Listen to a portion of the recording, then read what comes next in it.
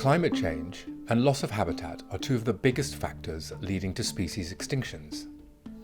The UN Climate Convention is committed to limiting climate change to 2 degrees Celsius. And the Convention on Biological Diversity aims for 30% of land and oceans to be conserved by 2030. But will that be enough? Even with these measures in place, some species will undoubtedly be lost. But how many? Which ones? And where should we act to reduce the risk of extinction? The authors of a new paper have assessed how 2 possible climate change scenarios will impact on tropical plants and animals when the amount of protected habitat varies.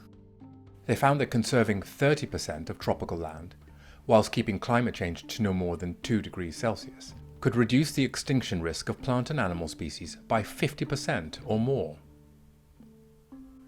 Under the same climate restrictions, protecting 50% of tropical land areas could reduce the risk of extinction by up to 80%.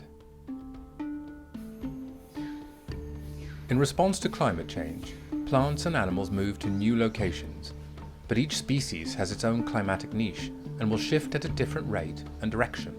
This makes knowing where to conserve even more complicated, as the combination of plants and animals in any one area is continually changing along with the climate.